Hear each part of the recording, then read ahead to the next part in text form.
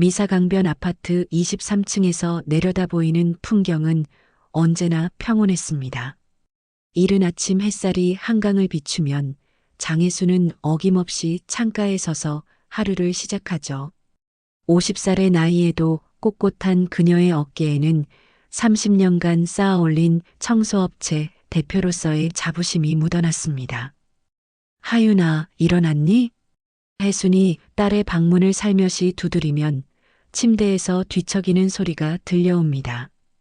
30살 장하윤은 여전히 어린아이처럼 잠꼬대를 하며 깨어나죠. 경계선 지능을 가진 하윤에게 세상은 때로 너무 빠르고 복잡했지만 엄마 곁에서만큼은 늘 안전했습니다. 엄마, 오늘도 복지관 가는 날이에요? 하윤의 맑은 목소리에 혜순의 얼굴이 환해집니다. 지역 복지관에서 봉사활동을 시작한 지 벌써 2달이 흘렀죠.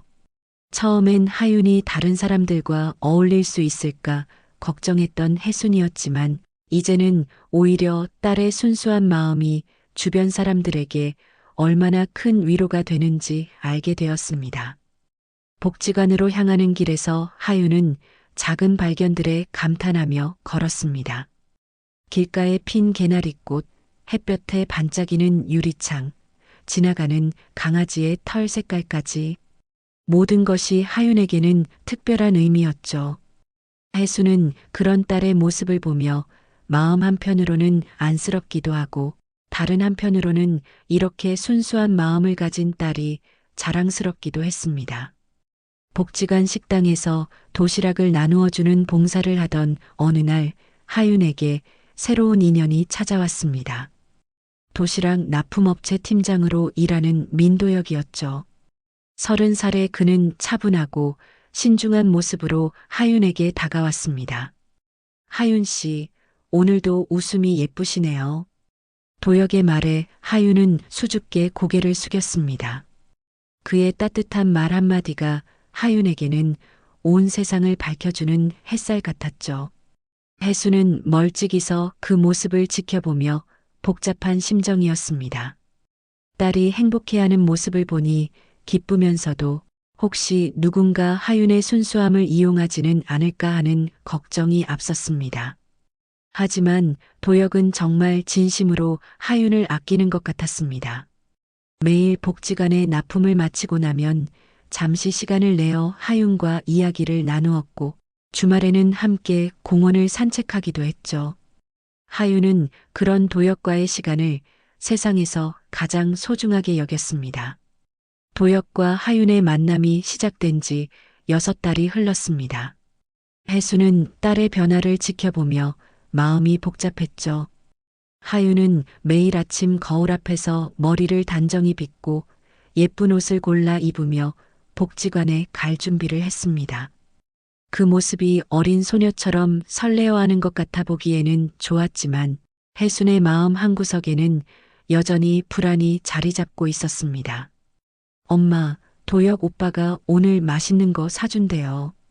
하윤이 환한 미소를 지으며 말할 때마다 혜수는 그 순수한 마음이 상처받을까봐 걱정스러웠습니다. 하지만 복지관 사람들의 반응은 생각보다 좋았죠. 복지관 관장님도 하윤이가 요즘 정말 밝아졌어요. 도혁 씨도 좋은 분 같고요라며 긍정적으로 말씀해 주셨습니다. 어느 토요일 오후 도혁이 직접 집으로 찾아왔습니다. 정중한 인사와 함께 작은 선물까지 준비해온 그의 모습에 혜수는 조금씩 마음을 열기 시작했죠. 어머님, 하윤이를 정말 소중하게 생각합니다. 평생 지켜드리고 싶어요. 도혁의 진지한 표정과 말투에서 진심이 느껴졌습니다. 혜수는 오랫동안 망설였지만 결국 딸의 행복을 위해 두 사람의 만남을 허락하기로 결심했습니다. 그리고 3달 후 조촐하지만 따뜻한 결혼식이 치러졌죠. 결혼 후 혜수는 새로운 결정을 내렸습니다. 신혼부부에게 온전한 공간을 주되 하윤을 혼자 두고 싶지 않았던 그녀는 믿을 만한 가정부를 고용하기로 했습니다. 그렇게 한정미가 이들의 삶에 들어왔죠. 한정민은 55살의 경험 많은 가정부였습니다. 차분하고 꼼꼼한 성격으로 집안일을 완벽하게 처리했을 뿐만 아니라 하윤을 마치 자신의 동생처럼 따뜻하게 돌봐주었죠. 혜수는 정미의 존재가 얼마나 고마운지 모를 정도였습니다. 정미 씨 덕분에 마음이 놓여요. 하윤이도 정미 씨를 정말 좋아하고요. 미사강변의 신혼집에서 시작된 새로운 생활은 평화로워 보였습니다. 하윤은 여전히 복지관에서 봉사활동을 계속했고 도혁은 성실하게 일터를 오가며 가정을 꾸려나갔죠. 정미는 묵묵히 집안을 돌보며 이 작은 가족의 든든한 버팀목 역할을 했습니다. 혜수는 처음으로 마음을 놓고 자신의 일에 집중할 수 있게 되었습니다. 30년간 키워온 청소업체가 점점 규모를 키워가고 있었고 새로운 사업 기회들도 생겨나고 있었죠. 딸의 안전한 보금자리가 마련되었다는 안도감과 함께 혜수는 자신의 인생 후반부를 위한 새로운 계획들을 세우기 시작했습니다. 결혼한 지 반년이 지나면서 정미는 도혁의 행동에서 미묘한 변화를 감지하기 시작했습니다. 처음 몇 달은 정시에 퇴근해서 하윤과 저녁을 함께 먹던 그가 어느 순간부터 외근이라는 이유로 집을 비우는 날이 잦아졌죠. 오빠는 언제 와요? 하윤이 저녁상을 차려놓고 기다릴 때마다 정미의 마음은 불편했습니다. 하윤의 순수한 눈빛에는 의심이라고는 찾아볼 수 없었지만 정미에게는 뭔가 석연치 않은 기분이 들었습니다. 늦은 밤 도혁이 돌아오면 정미는 부엌에서 설거지를 하며 그의 움직임을 유심히 관찰했습니다. 핸드폰을 보며 무언가 지우는 듯한 손짓, 옷장에서 뭔가를 꺼내고 넣는 소리, 그리고 화장실에서 들려오는 긴 통화 소리까지 모든 것이 평범하지 않았죠. 정미 씨, 우리 하윤이 잘 지내고 있죠? 혜순이 가끔 전화를 걸어와 물어볼 때마다 정미는 대답을 망설였습니다. 구체적인 증거는 없었지만 뭔가 이상하다는 직감이 계속 들었거든요. 어느 화요일 오후 하윤이 복지관에 간 사이 정미는 청소를 하다가 도역의 서재에서 이상한 것을 발견했습니다. 책상 서랍 깊숙한 곳에 숨겨져 있던 작은 봉투였죠. 호기심 반, 걱정 반으로 봉투를 열어본 정미는 깜짝 놀랐습니다. 봉투 안에는 여러 장의 사진이 들어 있었습니다. 도혁이 한 여성과 2명의 아이들과 함께 찍은 가족 사진들이었죠. 아이들을 안고 환하게 웃고 있는 도혁의 모습은 하윤과 함께 있을 때와는 사뭇 다른 자연스러움이 느껴졌습니다. 이게 뭐지? 정미의 손이 떨렸습니다. 사진 뒷면에는 날짜가 적혀 있었는데 놀랍게도 도혁과 하윤이 결혼한 이후의 날짜들이었습니다. 더 충격적인 것은 사진 속 여성이 어딘가 낯익다는 점이었죠. 정미는 기억을 더듬어 보았습니다. 분명히 어디선가 본 얼굴이었는데 그러다 문득 떠올랐습니다. 몇 달 전 택배 기사가 잘못 배송해 간 소포를 찾으러 온 여성이었습니다. 그때 그 여성이 여기 맞나요? 민도혁, 윤세아 앞으로 온 택배인데요 라고 물어봤던 기억이 났죠. 그 순간 정미의 등골이 서늘해졌습니다. 윤세아라는 이름, 그리고 지금 사진 속의 여성. 모든 것이 하나로 연결되는 순간이었습니다. 정미는 급히 사진들을 원래 자리에 넣어두고 복잡한 마음으로 혜순에게 전화를 걸었습니다. 사모님, 혹시 시간 되실 때 한번 오실 수 있으세요? 말씀드릴 게 있어서요. 전화기 너머 혜순의 목소리에서 긴장감이 느껴졌습니다. 무슨 일이에요? 하윤이 괜찮죠? 하윤이는 괜찮아요. 다만 직접 보여드려야 할 것 같아서요. 혜순이 집에 도착했을 때는 이미 해가 지고 있었습니다. 정미의 표정에서 심상치 않은 기운을 느낀 혜순은 가슴이 두근거렸죠. 하윤은 복지관에서 늦게 돌아올 예정이었기에 둘만의 시간이 확보되었습니다. 사모님, 이걸 보세요. 정미가 조심스럽게 봉투를 꺼내며 말했습니다. 혜수는 사진들을 하나씩 들여다보며 점점 얼굴이 굳어갔죠. 도혁이 다른 여성과 아이들과 함께 웃고 있는 모습, 그리고 그 자연스러운 가족의 분위기가 너무나 생생했습니다.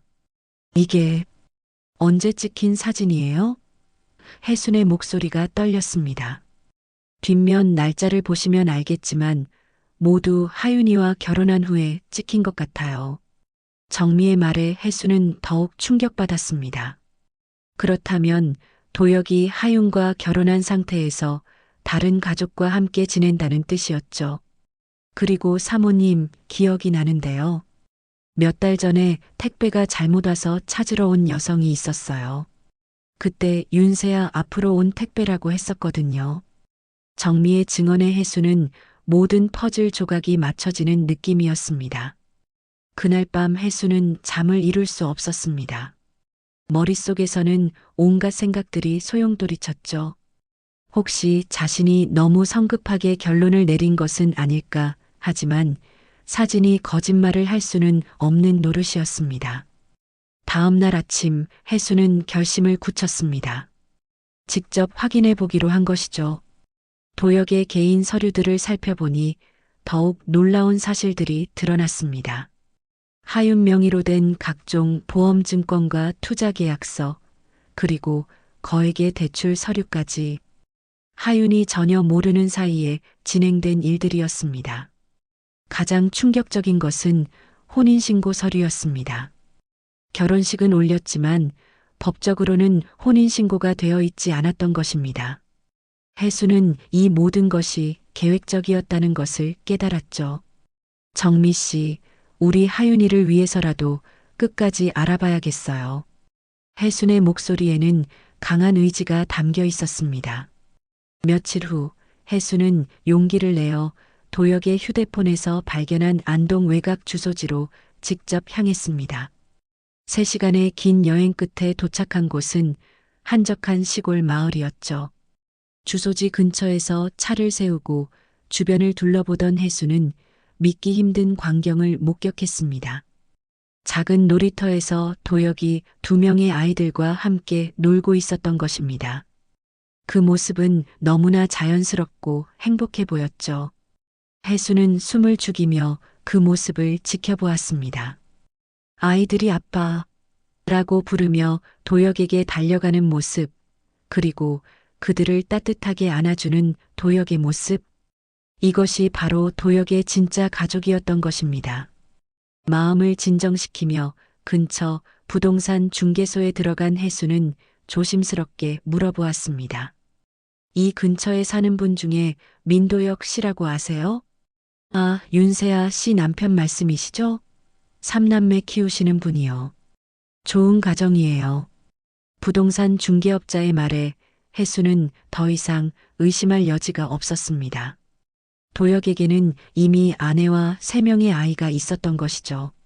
안동에서 돌아오는 길 혜순의 마음은 분노와 절망이 뒤섞여 있었습니다. 고속도로를 달리며 그녀는 하윤의 순수한 얼굴을 떠올렸죠. 아무것도 모른 채 도혁을 기다리고 있을 딸을 생각하니 가슴이 미어지는 것 같았습니다. 집에 도착하자마자 혜수는 정미에게 모든 상황을 설명했습니다. 정미 씨, 우리가 예상했던 것보다 훨씬 심각해요. 도혁은 이미 결혼한 상태에서 우리 하윤이를 속인 거예요. 정미의 얼굴도 창백해졌습니다. 그럼 하윤이는 법적으로는 아무 보장도 받을 수 없다는 뜻이군요. 그뿐만 아니에요. 하윤이 명의로 된 각종 계약서들을 보니 도혁이 하윤이를 이용해서 재산을 편취하려 했던 것 같아요. 혜순의 목소리에는 분노가 서려 있었습니다. 다음 날 아침 혜순은 곧바로 변호사 사무실을 찾았습니다. 오랜 경험을 가진 김 변호사는 혜순이 가져온 자료들을 꼼꼼히 살펴본 후 심각한 표정을 지었죠. 이건 명백한 사기죄에 해당합니다. 경계선 지능을 가진 분을 대상으로 한 계획적 범죄로 보이네요. 김 변호사의 설명에 혜수는 더욱 분개했습니다. 변호사님, 우리 딸을 위해서라도 끝까지 싸우고 싶어요. 법적으로 어떤 조치를 취할 수 있을까요? 먼저 경찰에 고발하시고 민사상 손해배상도 함께 진행하시는 게 좋겠습니다. 다행히 증거가 충분하니까 승소 가능성은 높아 보여요. 그날 오후 혜수는 정미와 함께 경찰서에 가서 민도혁을 고발했습니다. 사기죄, 문서위조, 재산 편취 등 여러 혐의로 신고가 접수되었죠. 경찰 담당자는 요즘 이런 사건들이 늘고 있어요. 특히 취약계층을 노린 범죄라서 더욱 악질적이죠라며 신속한 수사를 약속했습니다. 수사가 진행되면서 도혁의 범죄 행각이 더욱 구체적으로 드러났습니다. 그는 안동의 본처 윤세아와 정식으로 결혼한 상태에서 하윤과는 위장 결혼식만 올린 것이었습니다. 그리고 하윤의 경계선 지능을 이용해 각종 금융계약을 체결하며 재산을 빼돌리려 했던 것이죠. 정미 씨, 그날 사진을 발견하지 못했다면 어떻게 되었을까요? 혜순이 한숨을 쉬며 말했습니다. 생각하기도 싫어요, 사모님. 하윤이가 얼마나 큰 피해를 입었을지. 정미도 섬뜩한 표정을 지었습니다. 한편 하윤은 여전히 아무것도 모른 채 도혁을 기다리고 있었습니다. 엄마, 오빠가 요즘 왜 이렇게 늦을까요? 혹시 제가 뭔가 잘못했나요? 하윤의 순수한 물음에 혜수는 마음이 찢어지는 것 같았습니다. 언제 어떻게 딸에게 이 끔찍한 진실을 말해야 할지 그것이 혜순에게는 가장 큰 고민이었죠. 경찰 조사가 본격화되자 도혁은 점점 집에 들어오는 시간이 늦어졌습니다. 그리고 어느 날부터는 아예 연락이 두절되었죠. 하윤은 불안해하며 계속 도혁을 찾았지만 혜순과 정민은 이제 딸에게 진실을 말해야 할 때가 왔다는 것을 알았습니다. 도혁이 사흘째 집에 들어오지 않던 어느 저녁 혜순은 마침내 결심을 굳혔습니다. 더 이상 미룰 수 없었죠. 하윤은 거실 소파에 앉아 핸드폰을 들여다보며 도혁의 연락을 기다리고 있었습니다. 하윤아, 엄마랑 잠깐 이야기할까? 혜순의 목소리는 평소보다 조심스러웠습니다. 정미도 부엌에서 나와 하윤 옆에 자리를 잡았죠. 엄마, 오빠한테 무슨 일 생긴 거 아니에요? 전화도 안 받고. 하윤의 눈에는 걱정과 불안이 가득했습니다. 혜수는 깊게 숨을 들이쉬었습니다. 하윤아, 엄마가 너한테 말하기 어려운 이야기가 있어. 하지만 우리 하윤이가 알아야 할 일이야. 천천히 조심스럽게 혜수는 도혁의 이중 생활에 대해 설명하기 시작했습니다. 안동에 있는 진짜 가족, 위장된 결혼, 그리고 하윤을 이용한 재산 편취 시도까지 모든 것을 솔직하게 털어놓았습니다. 처음에 하윤은 이해하지 못했습니다. 엄마, 무슨 말이에요? 오빠가 저한테 거짓말을 했다는 거예요? 하윤의 목소리는 점점 떨렸습니다. 그래, 하윤아. 도혁이가 우리를 속인 거야. 너를 진짜로 사랑한 게 아니라 다른 목적이 있었던 거지. 혜순의 말에 하윤은 얼굴이 하얗게 질렸습니다. 내가 뭔가 잘못해서 그런 거예요? 하윤이 울먹이며 물었습니다. 자신을 탓하는 딸의 모습에 혜순과 정미의 마음은 더욱 아팠죠. 절대 아니야, 하윤아. 혜순이 딸을 꼭 안으며 말했습니다. 넌 아무 잘못이 없어. 그 사람이 나쁜 거야. 우리 하윤이의 착한 마음을 이용한 거라고. 하윤아, 언니 말이 맞아. 너는 정말 좋은 사람이야. 그래서 나쁜 사람들이 너를 속이려고 하는 거지. 정미도 하윤의 손을 잡으며 위로했습니다. 며칠 동안 하윤은 충격에서 헤어나오지 못했습니다. 밥도 제대로 먹지 않고 복지관에도 나가지 않았죠. 혜순과 정민은 교대로 하윤 곁을 지키며 조금씩 현실을 받아들일 수 있도록 도왔습니다. 엄마, 저는 왜 이렇게 바보인가요? 다른 사람들은 다 알 수 있는 걸 저만 몰랐어요. 하윤이 울먹이며 말할 때마다 혜수는 가슴이 찢어지는 것 같았습니다. 하윤아, 너는 바보가 아니야. 너는 다른 사람을 의심하지 않는 착한 마음을 가진 거야. 그런 마음이 때로는 상처를 받을 수 있지만 그게 우리 하윤이의 가장 큰 장점이야. 일주일이 지나고 하윤은 조금씩 일상을 되찾기 시작했습니다. 복지관 관장님과 동료들의 따뜻한 위로도 큰 힘이 되었죠. 하윤아, 우리가 모두 너를 응원하고 있어. 힘내자라는 말들이 하윤에게는 새로운 용기를 주었습니다. 엄마, 저 이제 괜찮아요. 슬프긴 하지만 엄마랑 정미 언니가 있으니까 무서움지 않아요. 하윤의 말에 혜수는 딸의 강인함을 새삼 깨달았습니다. 그리고 하윤은 다시 복지관에서 봉사활동을 시작했습니다. 이전보다 더욱 따뜻하고 성숙한 모습으로 다른 사람들을 위로하고 도우며 자신만의 방식으로 상처를 치유해 나갔죠. 경찰 수사가 본격화되면서 민도역의 범죄 행각이 하나씩 드러났습니다. 수사관들은 도역이 과거에도 비슷한 수법으로 여러 명의 피해자를 만들어 왔다는 사실을 발견했죠. 혜수는 검찰청에서 피해자 진술을 할 때마다 분노가 치밀어 올랐습니다. 피고인은 계획적이고 반복적으로 취약계층을 노린 사기 행각을 벌여왔습니다. 검사의 말에 혜수는 고개를 끄덕였습니다. 자신의 딸뿐만 아니라 다른 피해자들도 있었다는 사실이 더욱 붕괴스러웠죠. 도역은 결국 도주 끝에 체포되었습니다. 그는 법정에서도 끝까지 자신의 잘못을 인정하지 않으려 했지만 증거는 너무나 명확했습니다. 하윤 명의로 체결된 각종 금융계약서, 위조된 서류들, 그리고 안동에서 발견된 이중생활의 흔적들까지 피고인 민도역에게 사기 및 문서 위조 등의 혐의로 징역 3년을 선고합니다. 판사의 선고가 떨어지자 혜수는 안도의 한숨을 내쉬었습니다. 비록 완전한 처벌은 아니지만 최소한의 정의는 실현된 것 같았죠. 더 중요한 것은 하윤 명의로 체결된 모든 금융계약이 무효 처리되었다는 점이었습니다. 은행과 보험회사들은 피해자인 하윤에게 어떤 책임도 묻지 않기로 했고 오히려 정신적 피해에 대한 배상금까지 지급하기로 했습니다. 사모님, 이제 정말 끝난 거네요. 정미가 법원에서 나오며 말했습니다. 혜수는 고개를 끄덕이며 우리 하윤이가 이제야 진짜 자유로워진 것 같아요라고 답했습니다. 언론에서는 이 사건에 관심을 보이며 인터뷰를 요청해왔지만 혜수는 모든 취재를 정중히 거절했습니다. 하윤의 사생활을 보호하고 조용히 일상을 되찾는 것이 더 중요했죠.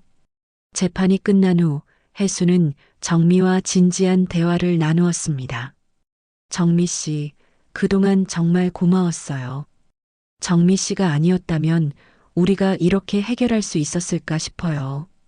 사모님, 저야말로 감사해요. 하윤이와 사모님 덕분에 저도 진짜 가족을 만난 것 같았거든요. 정미의 진심 어린 말에 혜수는 감동했습니다. 정미 씨, 앞으로도 우리와 함께 지내주실 수 있나요? 이제는 고용주와 피고용인이 아니라 진짜 가족으로 말이에요. 혜순의 제안에 정미의 눈에 눈물이 고였습니다. 정말 그래도 될까요? 저도 사모님과 하윤이가 제 가족 같았거든요. 그렇게 혜순, 하윤, 정미는 피보다 진한 가족이 되었습니다. 하윤은 복지관에서의 봉사활동을 인정받아 정직원으로 채용되기도 했죠. 복지관 관장님은 하윤이의 따뜻한 마음과 성실함이 우리 복지관에 꼭 필요해요라며 기뻐했습니다. 혜순의 청소업체도 이 일을 계기로 더욱 발전했습니다. 취약계층 지원 사업에도 적극 참여하며 사회적 기업으로 거듭나기 시작했죠. 어려운 일을 겪고 나니 다른 사람들의 아픔도 더 잘 보이게 되었어요. 라는 혜순의 말처럼 이들의 삶은 더욱 의미 있는 방향으로 나아가고 있었습니다. 10년이라는 시간이 흘렀습니다. 미사강변 아파트에서 바라본 한강은 여전히 평온하게 흘러가고 있었지만 이 작은 가족의 삶은 그동안 놀라운 변화를 겪었죠. 혜순의 청소업체는 이제 희망나눔 사회적 기업이라는 이름으로 취약계층, 일자리 창출과 지원 사업의 선두주자가 되었습니다. 특히 발달장애인과 경계선 지능인들을 위한 직업훈련 프로그램으로 많은 주목을 받고 있었죠. 하윤은 복지관 정직원을 거쳐 이제는 경계선지능권익재단의 홍보대사로 활동하고 있었습니다. 과거의 아픈 경험을 바탕으로 같은 처지의 사람들을 돕는 일에 앞장서고 있었죠. 그녀의 따뜻한 마음과 진정성 있는 메시지는 많은 사람들에게 희망을 주었습니다. 정민은 혜순과 하윤의 든든한 동반자가 되어 이들의 모든 활동을 뒷받침하고 있었습니다. 이제는 언니라고 서로를 부르며 진짜 자매보다 더 끈끈한 관계를 유지하고 있었죠. 경계선 지능권익재단 10주년 기념 행사가 열리는 날 서울 시민회관 대강당에는 500여 명의 사람들이 모였습니다. 혜순은 관객석에서 무대 위의 하윤을 바라보며 가슴이 벅찼습니다. 안녕하세요. 저는 장하윤입니다. 하윤이 마이크 앞에 서자 장내가 조용해졌습니다. 저는 생각이 느려요. 다른 사람들보다 이해하는데 시간이 오래 걸리고 복잡한 일들은 어려워해요. 하윤의 솔직한 고백에 관객들은 조용히 귀를 기울였습니다. 하지만 사랑하는 마음은 누구보다 빠르답니다. 힘든 사람을 위로하는 마음, 친구를 걱정하는 마음, 가족을 아끼는 마음. 이런 것들은 제가 누구보다 잘할 수 있어요. 혜순의 눈에서 뜨거운 눈물이 흘러내렸습니다. 10년 전 상처받고 무너져 있던 딸이 이제는 수많은 사람들 앞에서 당당하게 자신의 이야기를 하고 있었죠. 저에게는 세상에서 가장 든든한 엄마와 정미 언니가 있어요. 그리고 저를 응원해주는 많은 분들이 계세요. 혼자서는 어려운 일도 함께하면 할 수 있다는 걸 배웠어요. 하윤의 연설이 끝나자 장내에는 뜨거운 박수가 터져 나왔습니다. 관객석에서 정미가 혜순의 손을 꼭 잡으며 말했습니다. 언니, 우리 하윤이 정말 멋져졌죠? 혜순은 고개를 끄덕이며 답했습니다. 정미야, 너도 정말 고마워. 내가 없었다면 우리가 이렇게까지 올 수 있었을까 싶어. 행사가 끝나고 집으로 돌아오는 길, 세 사람은 미사강변을 따라 천천히 걸었습니다. 석양이 한강을 붉게 물들이는 가운데 이들은 지난 10년을 돌아보며 조용한 대화를 나누었죠. 엄마, 예전에는 왜 저한테 나쁜 일이 생겼을까 원망스러웠는데 이제는 그 일이 있었기 때문에 더 많은 사람들을 도울 수 있게 된 것 같아요. 하윤의 말에 혜순은 딸의 성장을 새삼 실감했습니다. 우리 하윤이가 정말 많이 자랐구나. 이제는 엄마가 오히려 하윤이한테 배우는 것 같아.